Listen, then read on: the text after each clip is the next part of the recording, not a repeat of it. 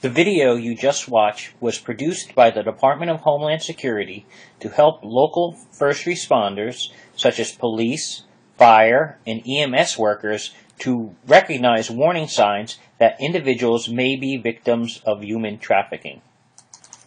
Human trafficking is a global problem whose effects are felt locally. It is local first responders that may be best suited to identify instances of human trafficking, thus making them an integral part of the Homeland Security enterprise. But human trafficking is a transnational problem and phenomenon that requires a global approach to combating. As such, the Homeland Security enterprise actually extends beyond the borders of the United States. Human trafficking requires coordination and cooperation with other nation-states, regional and international organizations, as well as transnational non-governmental organizations.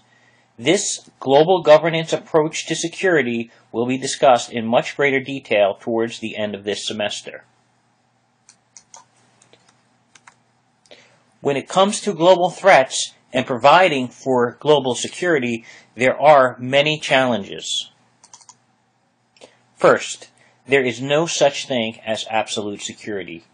Regardless of where one lives, how much money they have, or how powerful their country is, they are still at risk. The threats or causes of insecurity also vary greatly based on where one lives.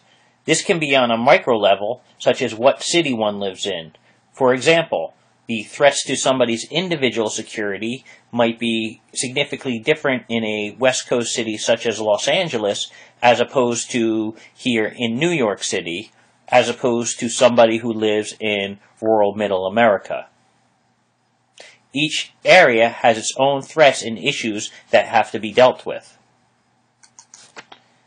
This variety of threats can also exist on a macro level.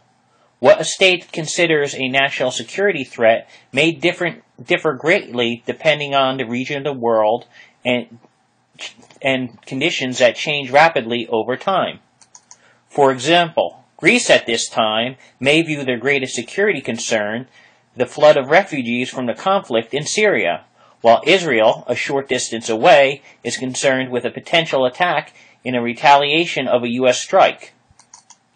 While in Japan, a completely unrelated security concern may be North Korea's missile testing and its threats to its sovereignty and national security.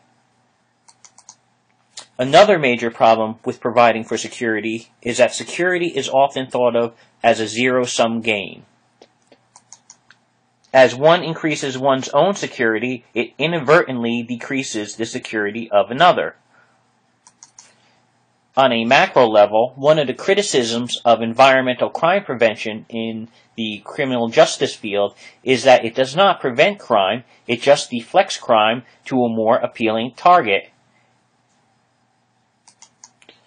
On a macro level, inadvertently, on the international stage, as one country increases their security posture, it can often decrease the security posture of its neighbors or adversaries.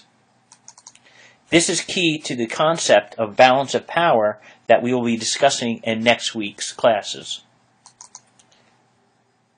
Next, the intention and the capacity of an adversary is often unknown.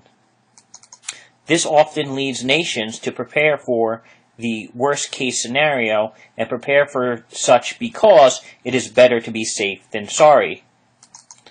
This in turn can cause the adversary to question the nation's capacity and intentions and react accordingly. This ultimately leads to a cycle of escalation. A topic again we will be discussing in greater detail next week.